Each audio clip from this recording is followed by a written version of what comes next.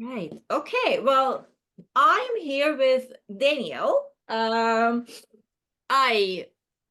did not look up your last name, so Daniel Gentry. and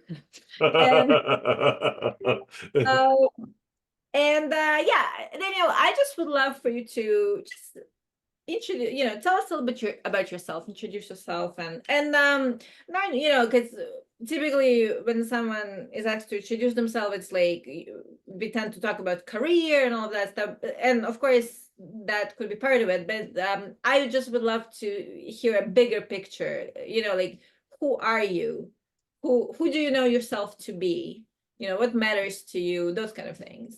Excellent. I love that. Absolutely. So I'm Dan Gentry. Career-wise, I am the president of Third Power Performance.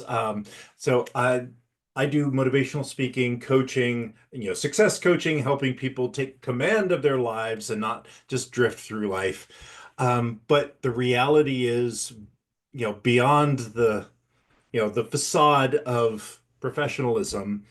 I'm a husband, I'm a father. I have five children, ages from 34 through 15. My 18 and 15-year-old sons are still at home. Um, I am a farm boy from Dunellen, Florida. I grew up on a farm. Uh, you know, Joined the Air Force to get out and see the world. They sent me to Omaha, Nebraska, and that was it. Um, I am a husband. It took me a couple of times to get it right. So, I've been divorced twice, married my third wife. We coming up in June will be our 20th anniversary. So, like I said, it took me a couple of times to get it right, but I found the right one. Um, Told her she's stuck with me. I'm not going anywhere. But the reality is you know, my whole life is really about, I've made so many mistakes in my life with the corporate world and all of that. I like to say that my personal mission is to make sure that the song Cats in the Cradle is just a song and not a story about anybody's life. And if you don't know it, look it up. It'll make you cry. Um, and really it's about living your best life. And I know that people will say that as kind of cliche and all of that, but really, I'm 56 right now, and I've done a lot of stuff wrong and a lot of stuff right, and just really want to be the best human being I can be. And I tell people all the time at my day job that, my job is their leader is to, one, make work not suck, and two, make sure that you're the best human being possible for having been in my world. So that's kind of, I think that pretty much sums me up. I can go into all of the like the technology geeky stuff that I do and all of that, but really what it really boils down to is, one, I want to have the best human experience possible, and I want to impact as many people's lives positively as I can. Oh, that sounds wonderful. I think it's such a wonderful vision to live with. I think, when we have a very kind of clear and positive um direction in life, I think it Mhm. just makes everything more better. Everything better. Yes, Yeah. yeah, it really does. It really does. When you've got, here's where I want to go with my life, and here's, I had if you're okay with a little story. Um, when I was in middle school, 12, 13 years old, and I had a guidance counselor that I had a meeting in his office. Don't remember what for, couldn't tell you. But I remember we talked for a minute and he said, he kind of stopped and looked at me for a second. He goes, "Man, what do you think the world owes you?" And I'm like, I'm 12, 13. I'm like, I don't know. Right. And he goes, "The world doesn't owe you anything. You were given the gift of life. The reality is you owe the world. So the question you need to ask yourself is, how are you going to leave the world a better place because you were here? The world doesn't owe you anything. You owe the world."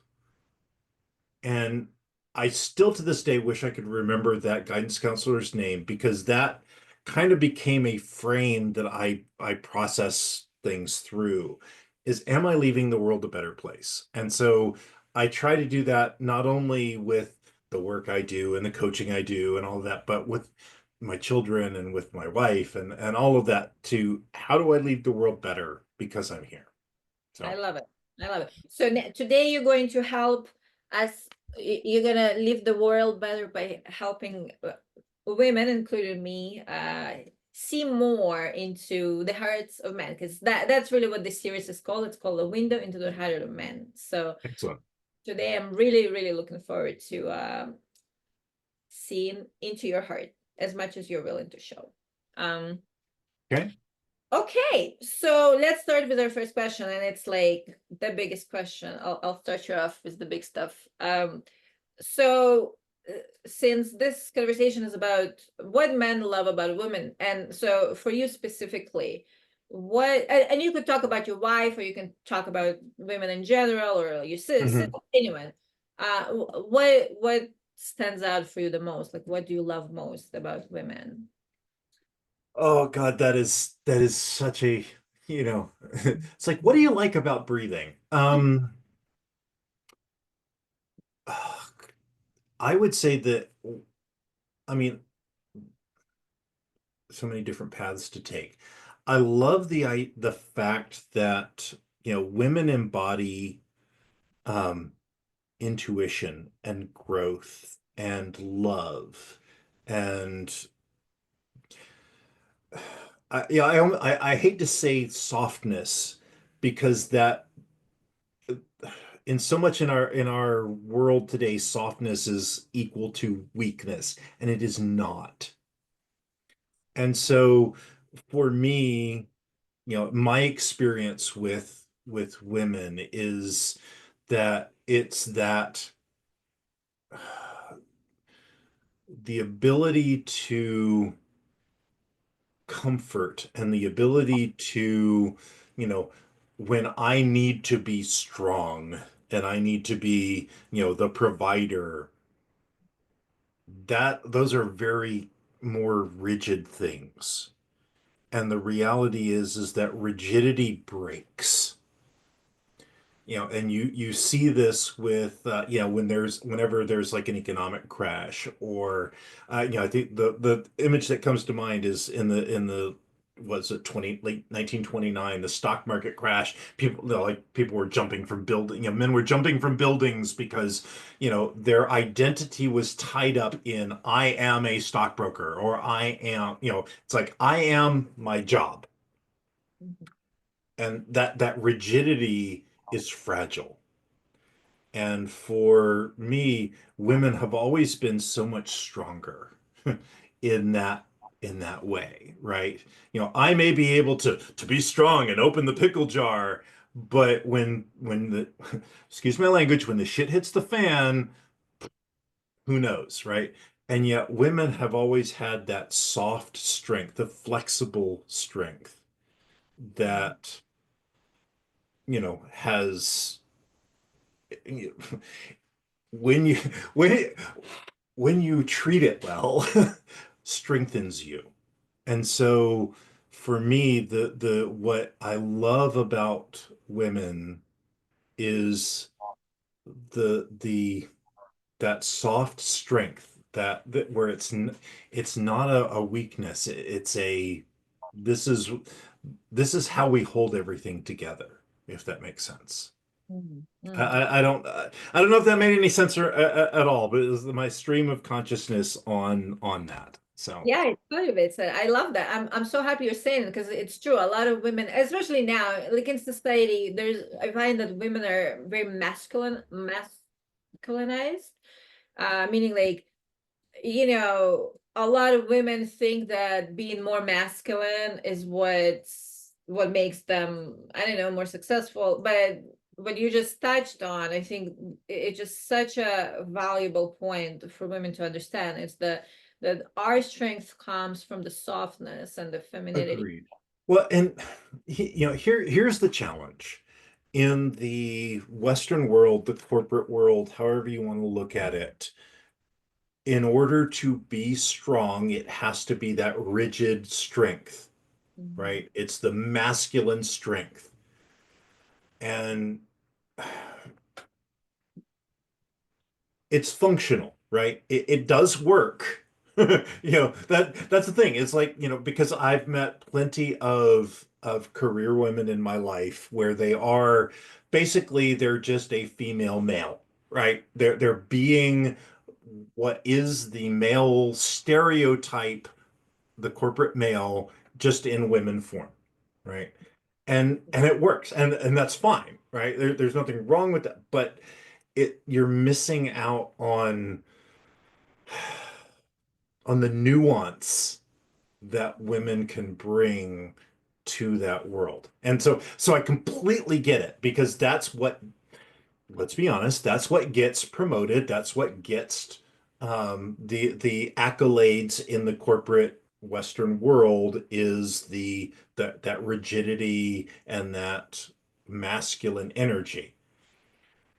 But I think that, again, I'm not a woman, so I can sit here and say all day what I think, but I think that there's a missing out. I know that the corporate soul, we'll put it that way, misses out on the strength that women can bring. And I haven't figured out how to do it, but I would love for there to be a way for the corporate body to embrace both the masculine and the feminine strength in a business. But again, I don't rule the world, so You're bringing an important piece of it. And as you're talking, actually, because I have a background in health, holistic health, and Mhm. I have a lot of experience working with women who burn out. Women burn out in the corp. It's like, a lot of women call it the dark night of the soul, but what it really is women are not meant to work or act the way. And I don't know if I want to go into this gender conversation because there's like so much hype around it, but let's say people with more masculine hormones and people with more feminine hormones, like, and I'm gonna call men and women whatever, but like women are not supposed to, like, we don't have as, like, I don't have as much testosterone as a man does, Right. and I push and I work really hard and I'm like, I try to be really rigid. It will burn me out. And it actually did, because I used to work in corporate and I burnt out. And that's how I discovered all of this. So yeah, what you're talking about is, it's such an important point. And and I mean, anytime that you are acting against your base function, it's hard. For what, talking male and female, testosterone, estrogen, all of that, okay, fine. If your core belief, if your core processing, and I've met men and women that fit this, if your core processing is more the feminine energy of nurturing, flexibility, intuition, right? And you try to act in a way that is different from that and go into the masculine energy of structure, alpha, take charge, it's a strain.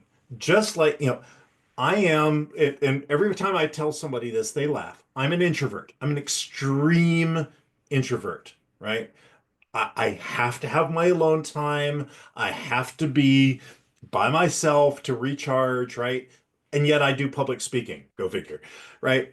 But every time I have to go to a party and act the role of extrovert, I can absolutely do it. I can be the life of the party and crack jokes and all of that.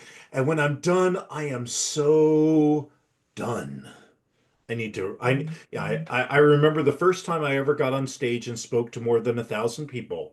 right? I did my thing, and I presented and all of this. And then as soon as I walked off stage, I'm like, I'm going back to my hotel room and I'm going to crash. And I slept for 16 hours, right? Because it was so draining because it wasn't who I was. And so, as you know, for women who are doing that, alpha male corporate thing, yeah, of course they're going to burn out faster because they're pretending to be what they're not in their core, right? And again, this is generalizations. I've met plenty of women who have that masculine alpha energy and it's naturally who they are and they're fine, right? The challenge is that for most women that's not who they naturally are. They've just learned to do that because that's what they need to do to get ahead. Yeah. Yeah. So anyway. Totally. I love it. Okay, so but something you said, I have another question about it. So you in the beginning you were talking about being a provider, and Hmm. I've been talking to like a lot of men, and men very often talk about how important it is. It's almost it's so I'm just curious, like what is your relationship to being a provider and Okay. All right. How much time you got? No. There is so much societal historic pressure on men to be the provider.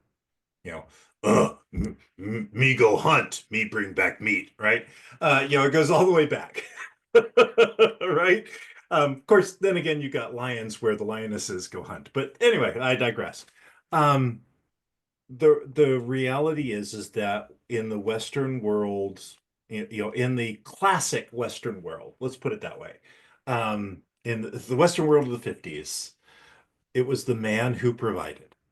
And so many of us have been brought up with if you're not providing, you're not the man, right? And you see that a lot in like evangelical Christian circles and a lot of different places where in order to be your manliness, your literal manliness is tied to how well you can provide for your family, right? And it's ego, right? Where I mean, in my house, I'm the primary breadwinner. I mean, my salary is the primary breadwinner. My wife now has her career, and there was a point where, you know, because she was a stay-at-home mom up until our kids were like out into middle school, right? And there was a small part of that little ego, right? That was like, well, she doesn't need to go back to work. I make enough money for all of us, right? Right? It's ego driven where we're that provider. And it's uh, it used to be, again, I'm old. So it used to be very prominent in all of the cultural, the TV shows and the movies and all of that kind of stuff. But it's still very much expected where you're the man, you're paying. You're the man, you're providing. And, you know, for me, and this was the conversation that my wife and I had was, where do we want that to go? And what do, for me having the conversation with her is what do you want with your career and your life? You've raised some great children and that, people used to ask me, does your wife work? I'm like, oh yeah, the hours just suck and she doesn't get paid. All right. So, as a mom, right? But where do you want to go going forward, right? And so I'm not sure I answered your question, but I kind of went round and round. But really, a lot of the times for men, our egos, our self-worth is tied into how well we are providing for our families. And, having having been in the situation where I was not providing, right? Um, it's really hard. Let's, on men in general.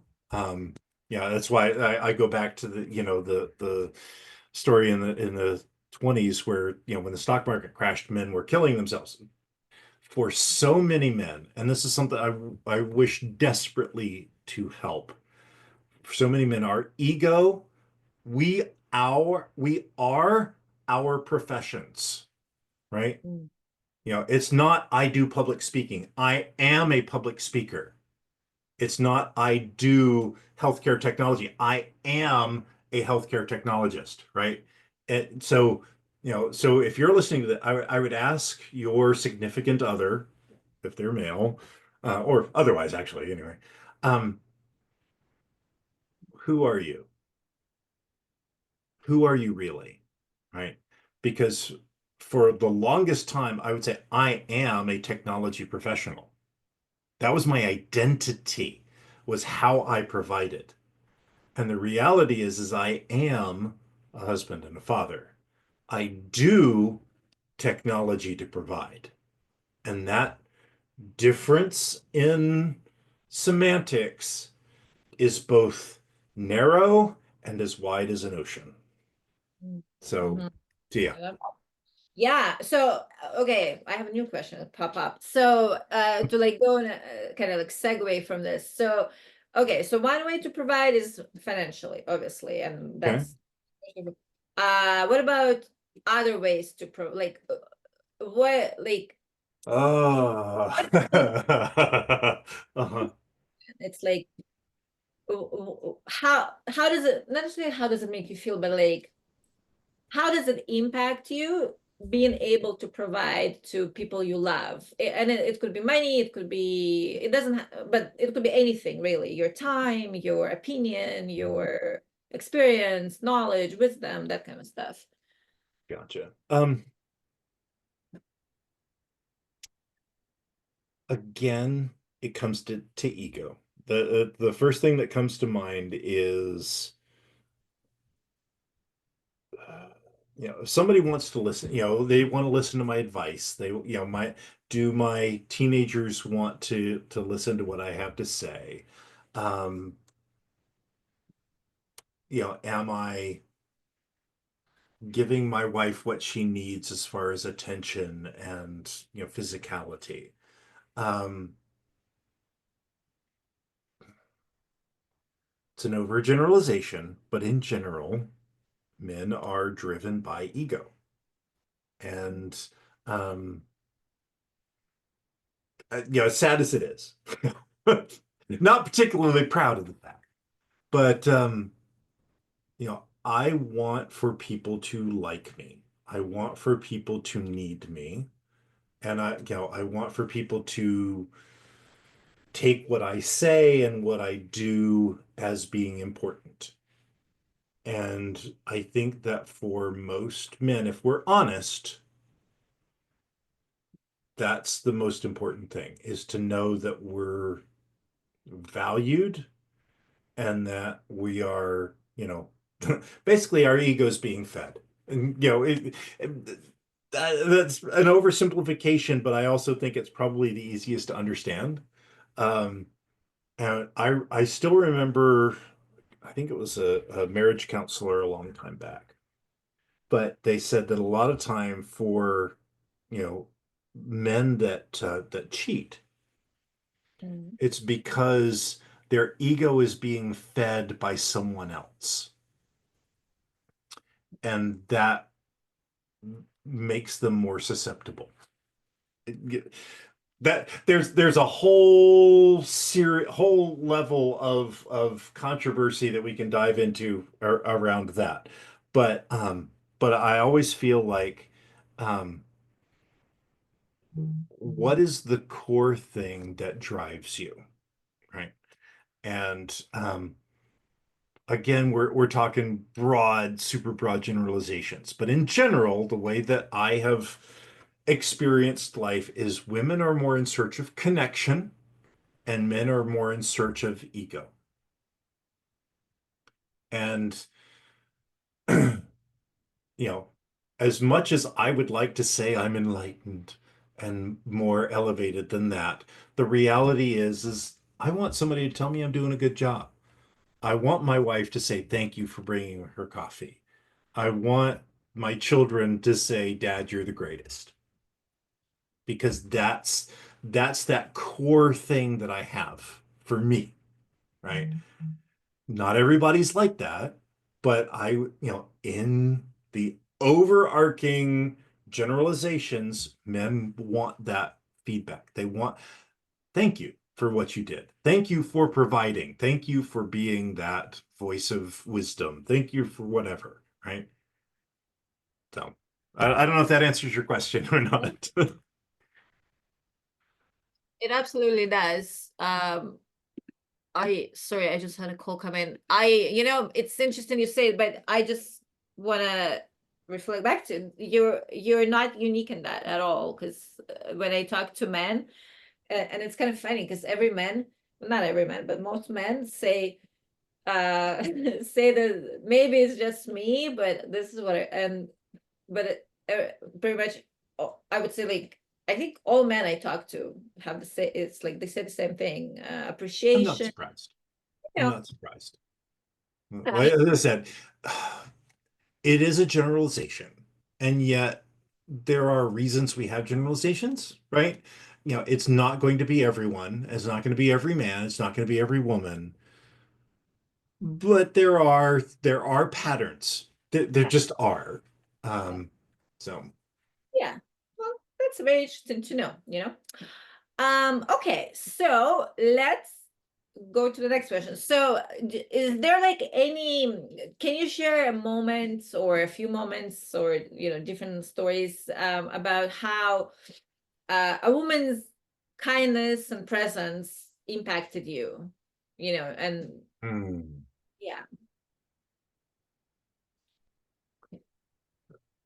okay. There are a number. I would say the first one that comes to mind, and I would be very curious after I finish this, what your thought is on how many men say this. The first one that comes to mind is my mother. Um, that I still remember, yes, when I was like in my teens, there were times where it was a little bit more challenging. I was a little bit more challenging, right? I was always a quiet, good kid, but I would like hide myself away and all of that. And I remember the acceptance that my mother had for who I was impacted me a lot. Um, yeah, it's hard to come up with like a specific instance, but I just know that no matter what happened, I always knew that she was there. I still, actually, funny story. The one that comes to mind is I was dealing with a challenge where I didn't want to tell somebody something bad. I had one of my friends. I needed to tell them something that it wasn't a great thing. And so I've always been really terrible at telling bad news, right? And the phrase that my mother used that I still use to this day was just do it. They can't eat you, right? Nothing bad is going to happen. They can't eat you, right? You're not going to die. And so that phrase is what, when I think of advice from my mother, the fact that deal with whatever, give the bad news that you have to talk to have that negative conversation. They can't eat you, so that's the worst that could happen, right? Um, but so there are so many different instances where women have impacted me in positive ways. We've had teachers in high school that you know n- n- gave me direction. There are relationships that I've had. As I've mentioned, been married three times. I'm on my third marriage.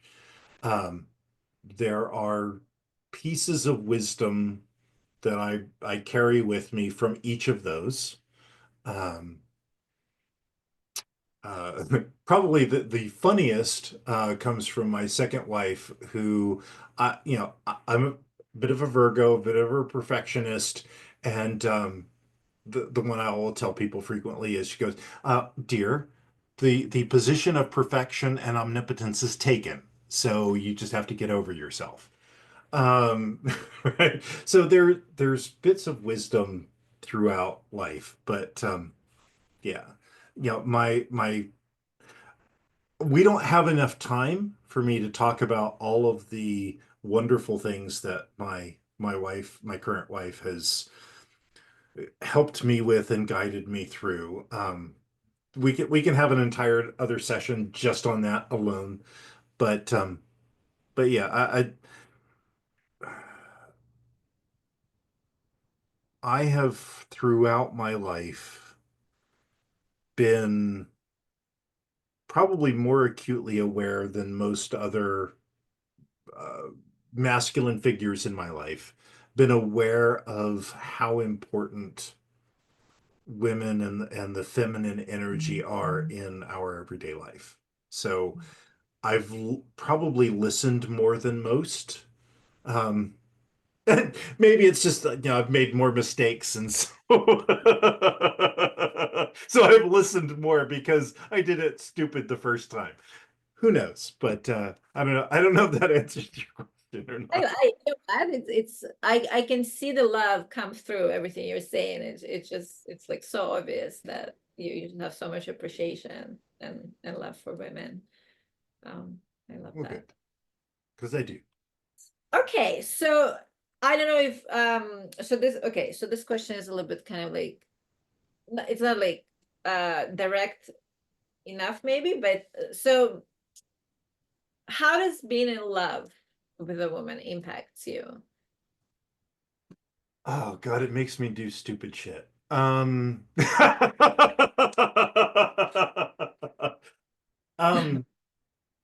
God, being in love, and especially like new love, like the first time when you're like, remember, dating. I remember dating my wife, and just, I mean,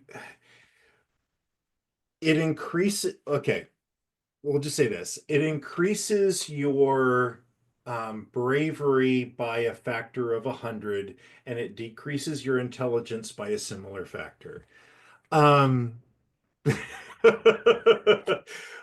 um, it is like the best feeling in the world to have someone acknowledge you for who you are, to love you for that, and it just, like I said, it makes you the happiest, dumbest person in the world. The trick is to keep that happiest feeling while losing the dumb part, right? Um, and that's where dating is so important, is where you start to look at what are the positive, what's the real values and all of that, and how does that align with mine, while keeping your hormones in check. But since we're having a very very candid conversation, I would say that for men in general, the hormonal stuff that's going on reduces mind by a huge factor, and so we're not always super brilliant. Um, so yeah, and I'm sure there's probably a similar effect for women too, but um, the key is what I found, like I said, it took me twice to get it right. Um, is to look at how, what are the things that I actually value in life, and how does the people that I'm interacting with match that. So for long-term love, that it's getting beyond that early physical intoxication and getting into what really matters. And I would say that, from my perspective, that that early intoxication is nuts. It's crazy. Um, but you have to go deeper than that. You have to go deeper than that. And I had a therapist or a book, I don't remember, but a lot of times for men, especially in the beginning, it's more physical, hormonal pleasure, pleasure related. And for women, it's more about that connection and right. And so what I try to tell because I've got two sons, and I try to explain it's not just about the me want feel good, right? It's about how do you create that connection that's more than just the physical urges. So, yeah. So the short version is being in love with women makes you dumb until you figure out how to really evaluate what's important.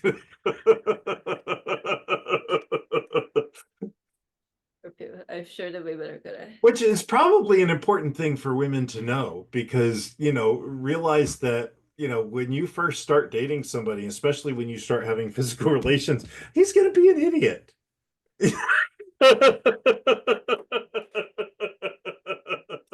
Sorry. That's That's funny. All right. So okay. So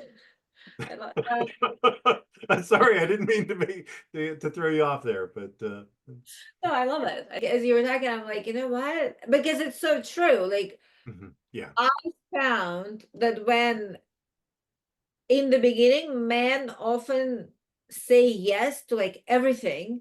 And I started being more not actually cautious, but kind of like more mindful in terms of like listening to where's the man at. Because it's like I don't want him to like promise me the world just because he's in his like intoxicated state, and then let's say like I don't know 6 months or a year into the relationship discover, oh wait, you know I didn't mean that or whatever. So I think what you're saying, like, it just reminds me that I need to pay close attention to that. You absolutely paid.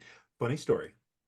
So my parents split when I was two. My dad joined the air we joined the Air Force, went out to the world.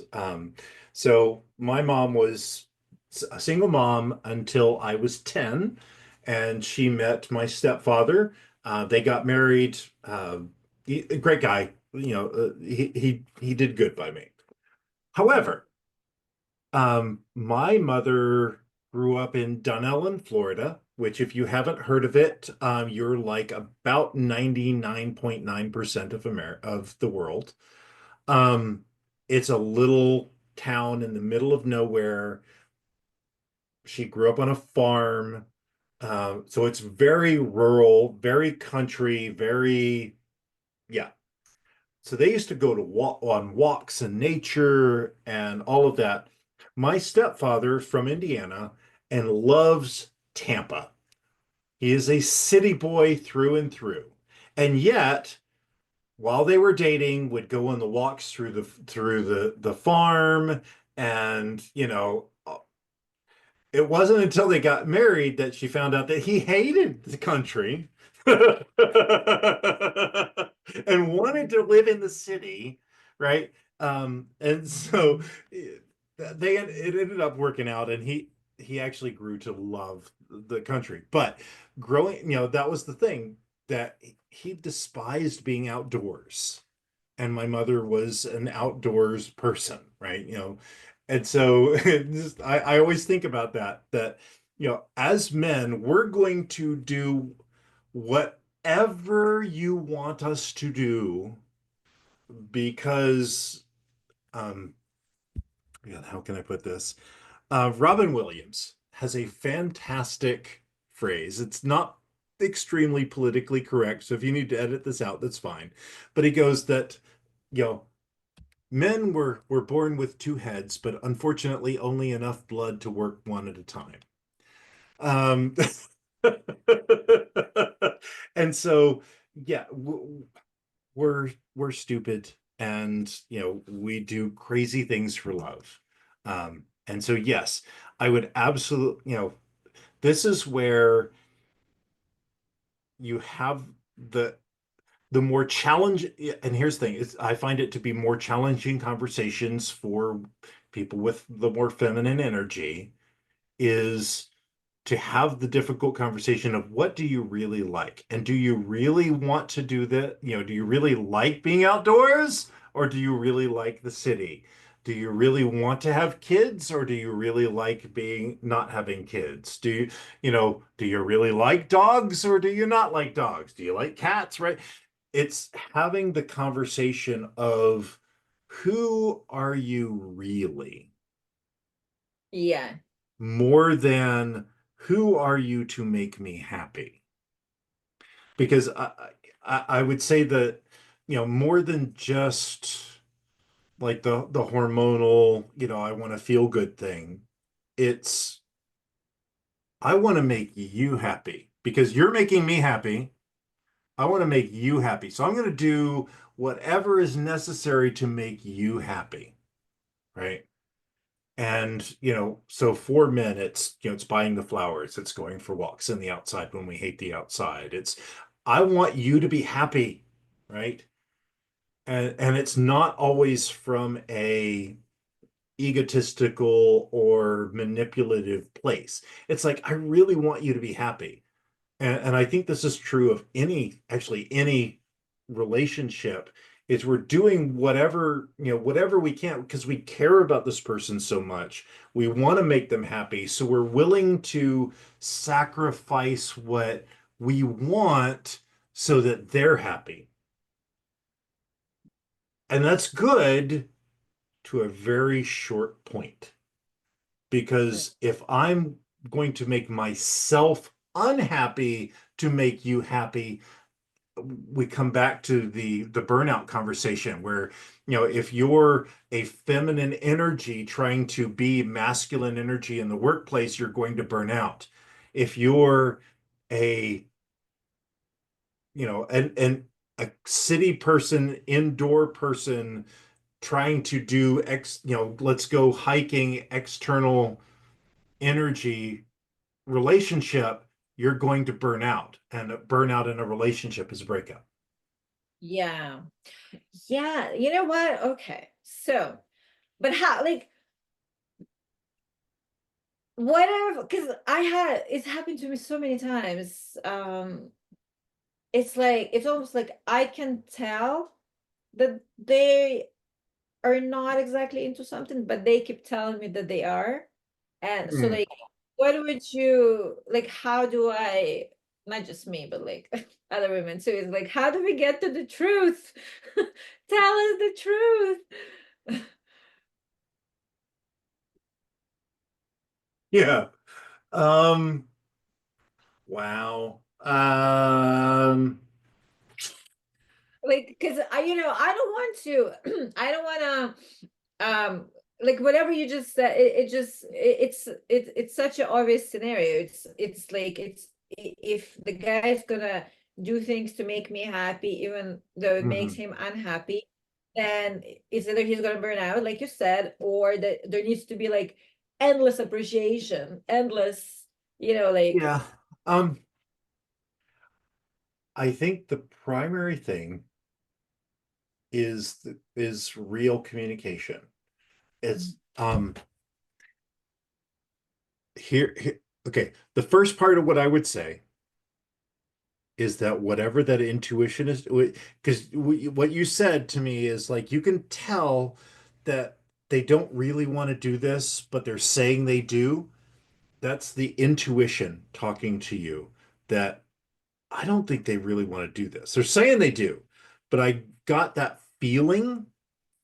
That is an intuitive process, which anyone with feminine energy has a much stronger connection to the intuitive sense.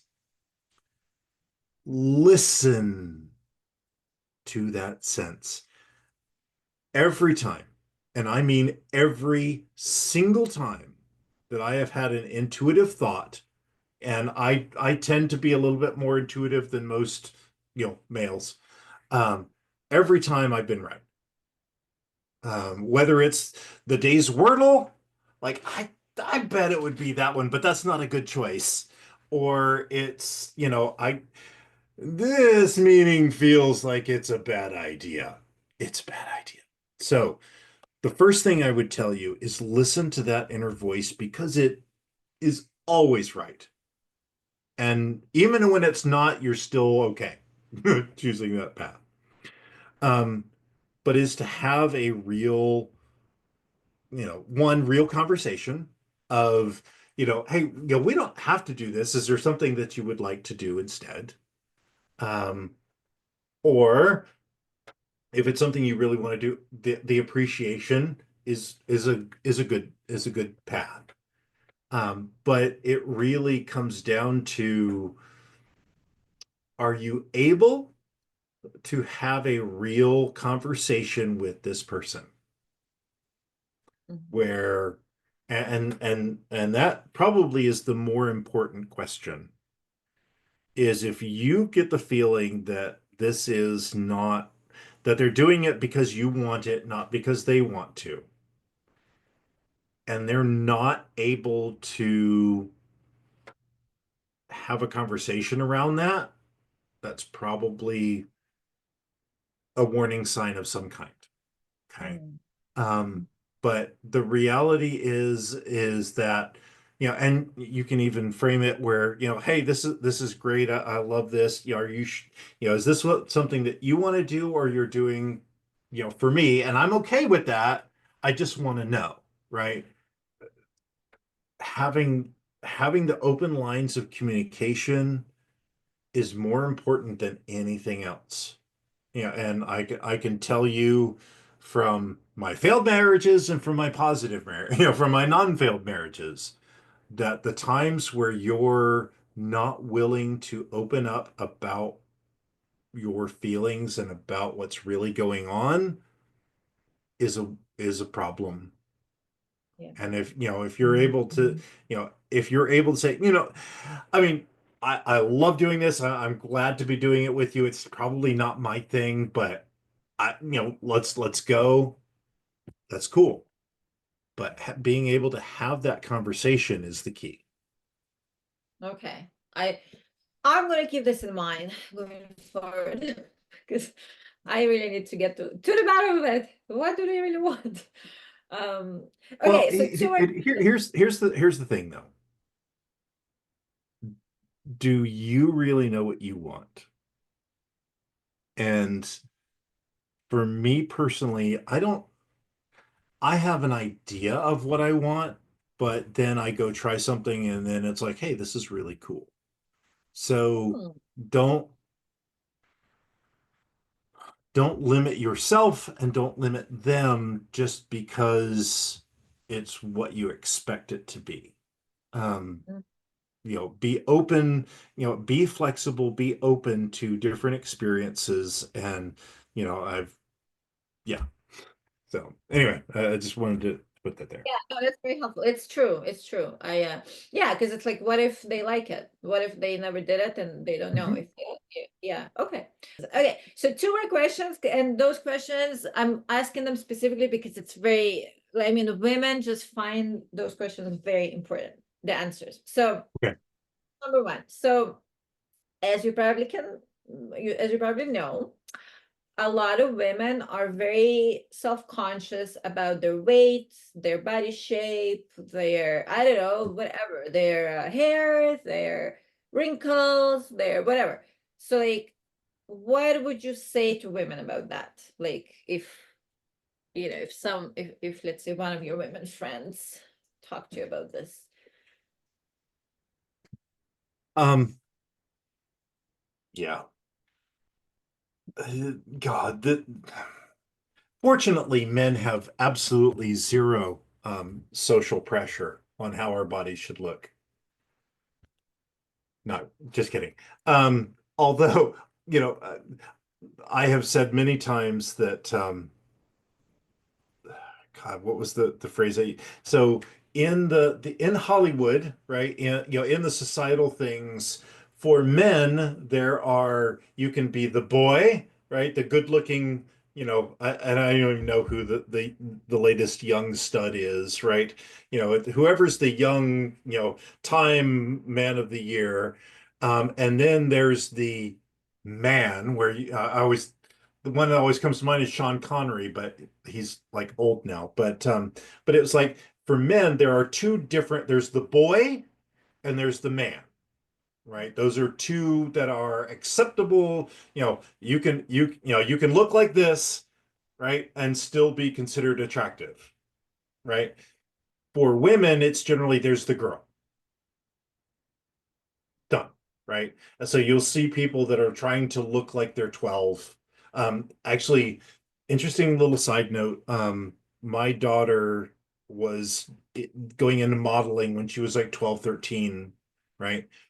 And I was talking to one of the agents there that was doing the modeling stuff, and they're like, "Yeah, we generally want 12 and 13-year-olds for like the makeup commercials and the photo shoots for modeling because their skin is so naturally young looking that that's what we want people to think that they should look like."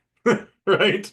And they're like at 12, like 12 and 13-year-old faces is what they're putting out in there as the ideal. Ridiculous. So here's what I would tell you. Um,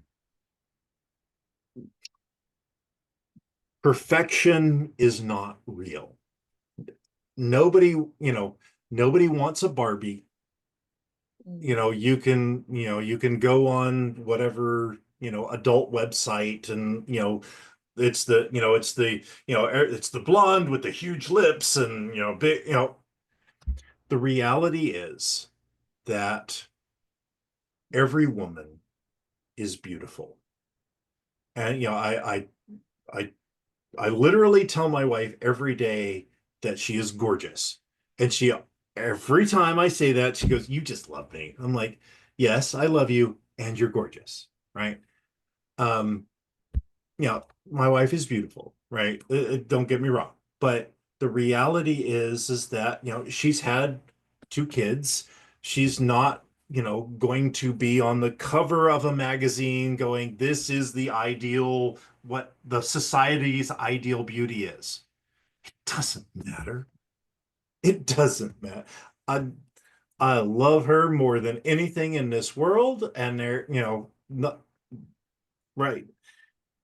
The reality is that what society says is the ideal beauty is bullshit. The reality is that as cliche as it sounds, as beauty comes from within, right? Um, I have in my time, I'm 56, so I've dated a fair amount in my time. Not in the last 20 years because I want to stay married. But right? But I have dated girls of all different shapes and sizes and all, and everyone is wonderful. Everybody is beautiful. And it comes from you being comfortable in your own skin and you being confident in who you are.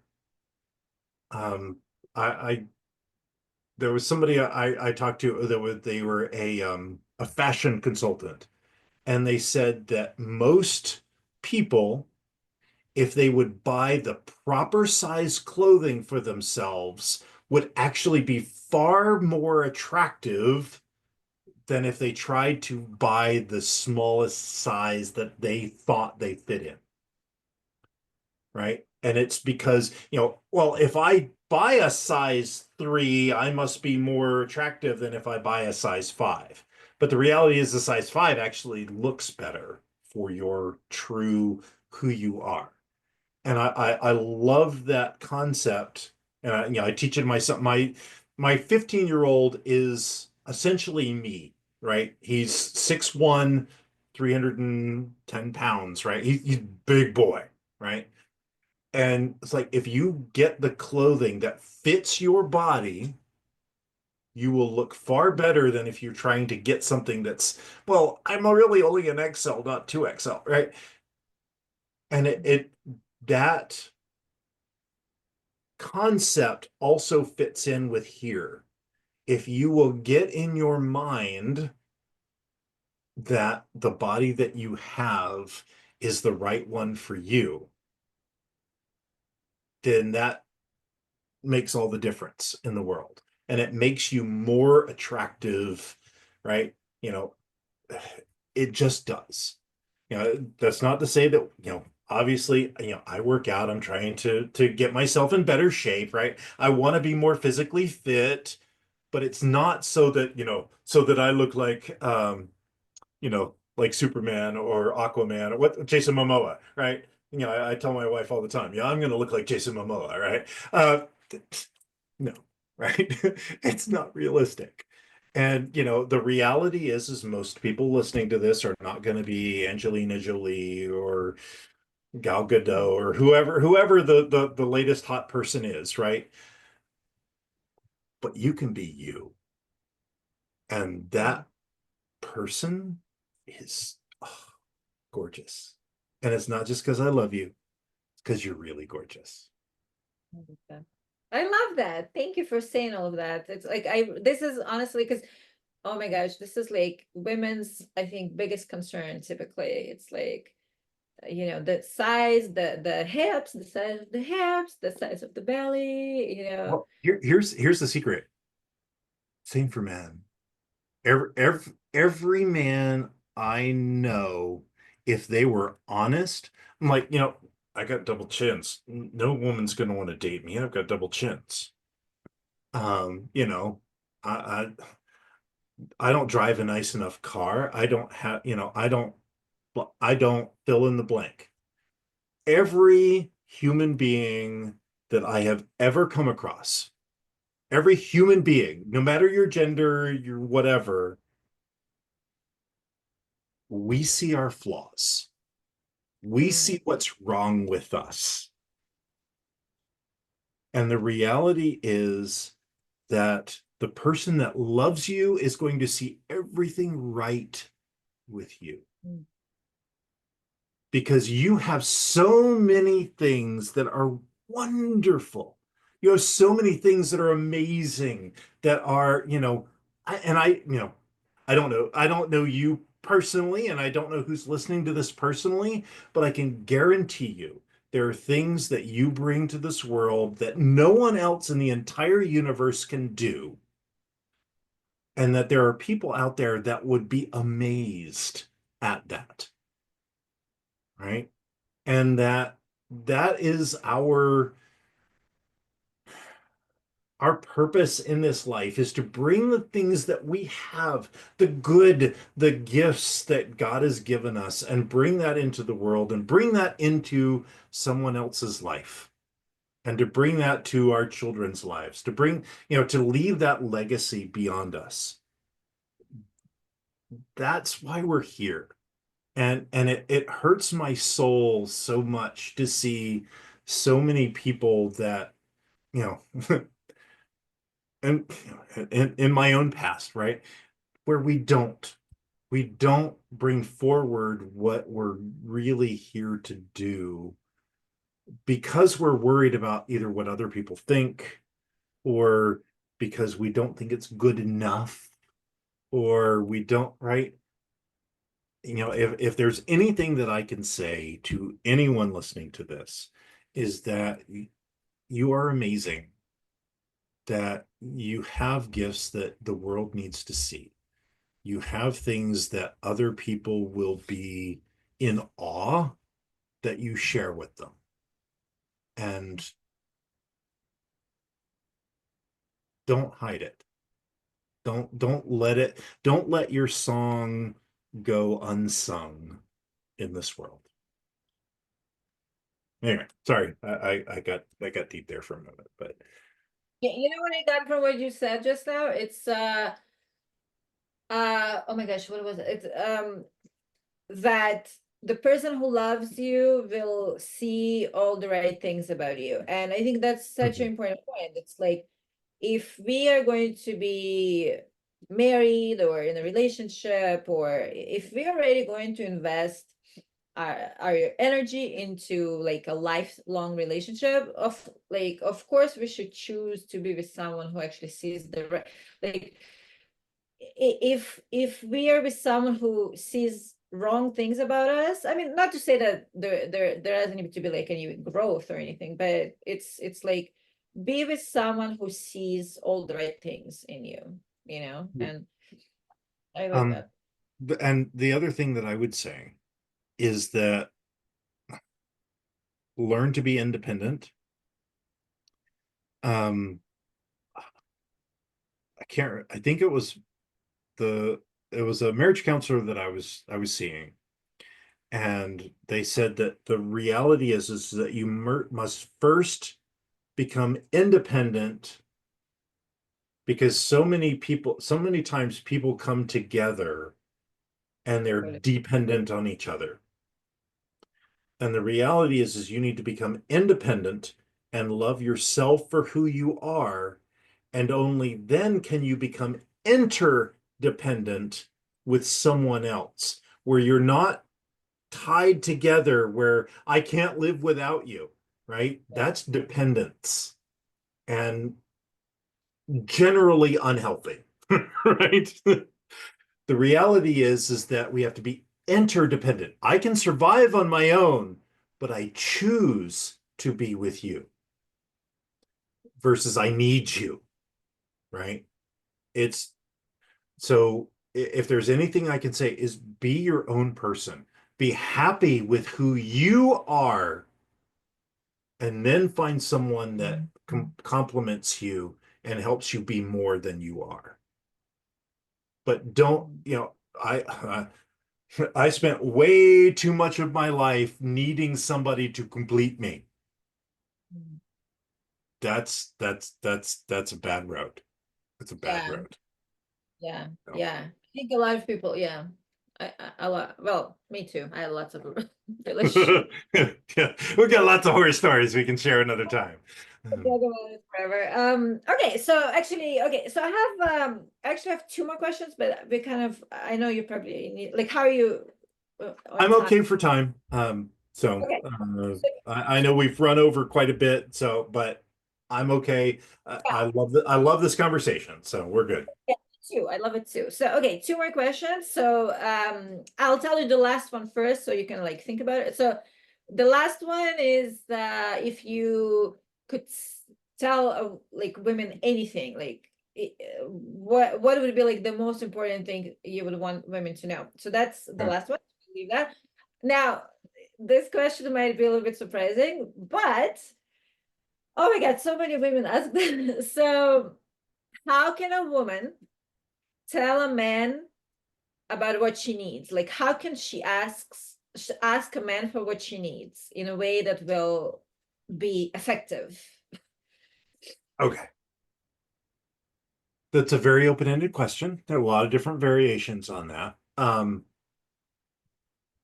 What I would say is being direct.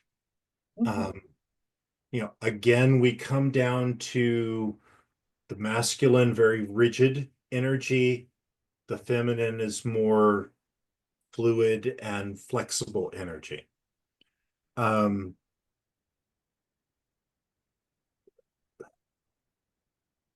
Oftentimes, I have to try to divine what my wife needs.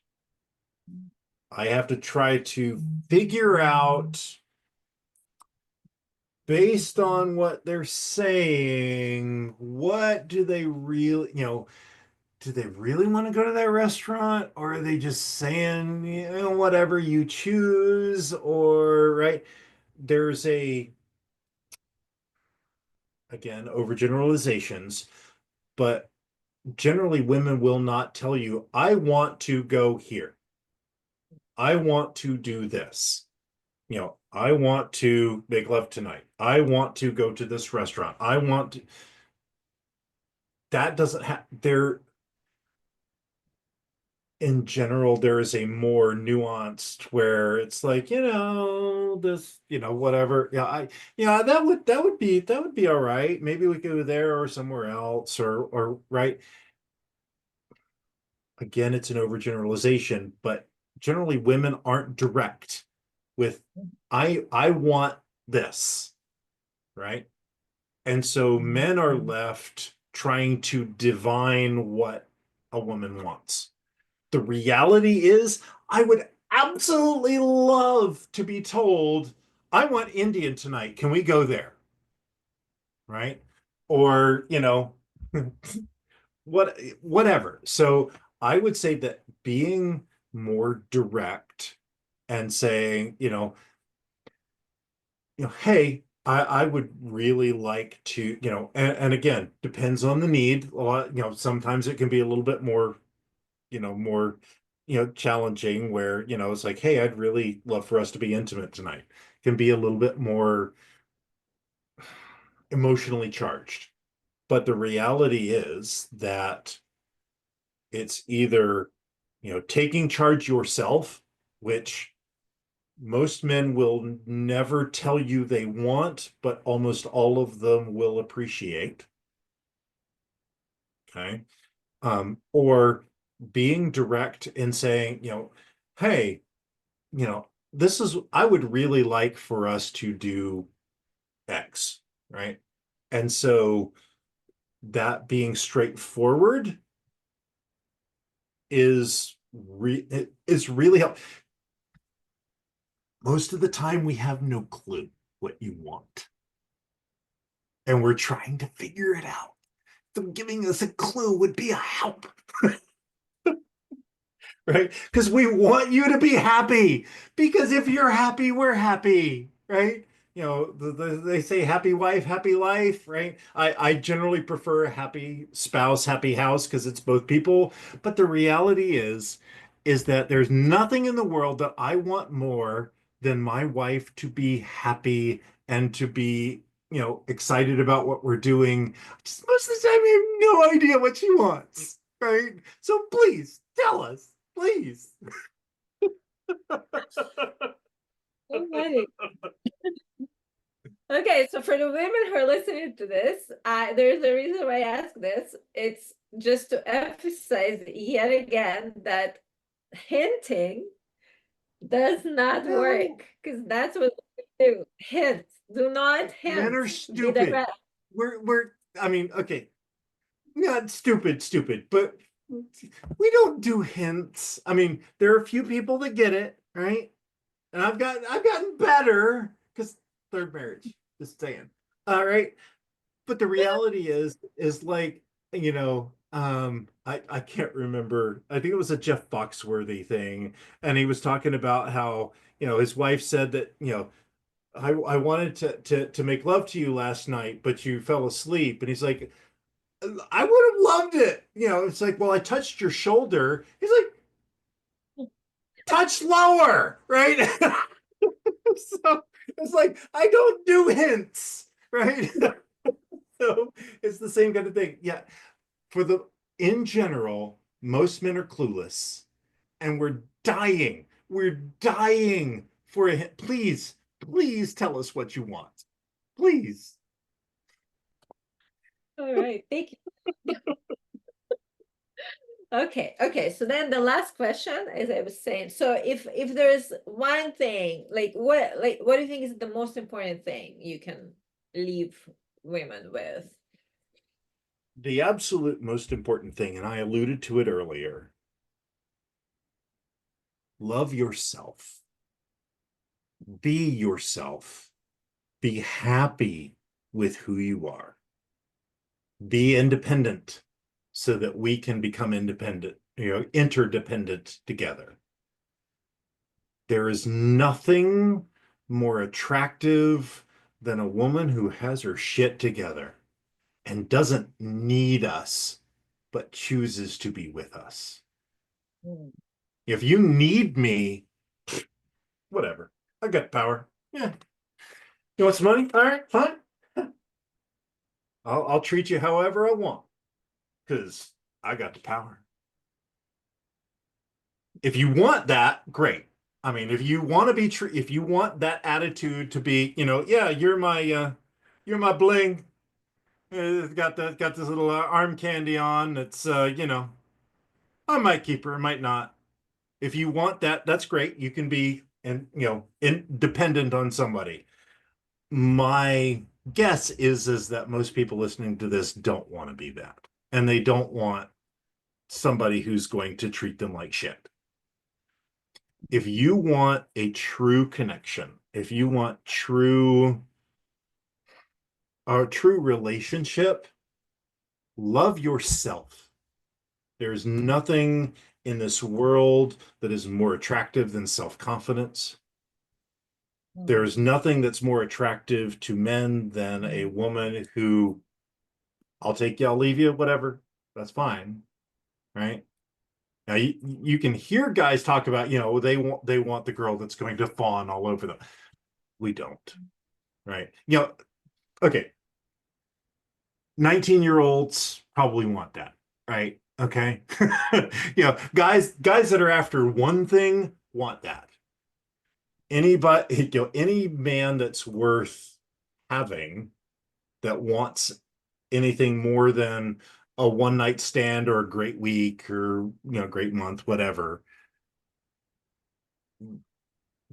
you need to be your own person and allow them into your world rather than needing them in your world. That's the difference. Okay.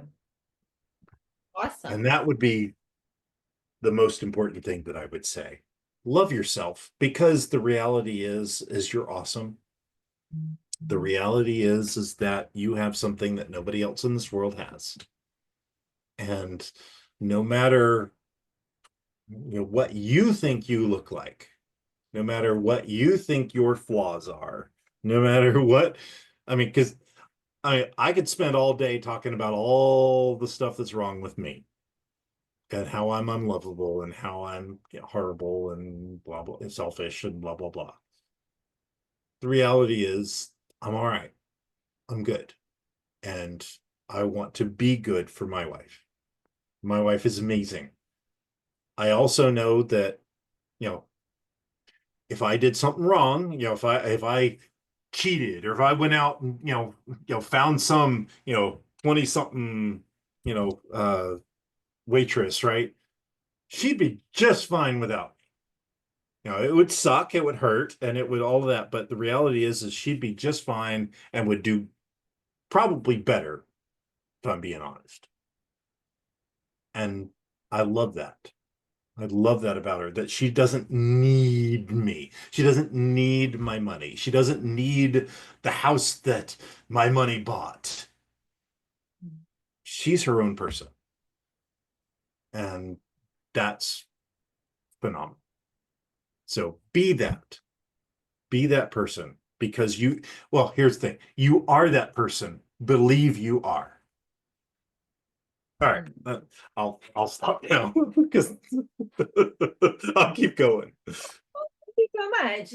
I really enjoyed this conversation. There's just so much very useful and helpful information that you provided. Well, So good. I'm glad. I hope it helps. I really do. I mean, that there's so much negativity and sadness and horribleness in the world. We all need more wonderfulness and magic in the world. And positive. I'm glad that you're bringing that, and helping bring that to women, because especially in today's world, it's more important than ever. So thank you for that. Yeah. Thank you. I'm going to stop the recording, and I just want to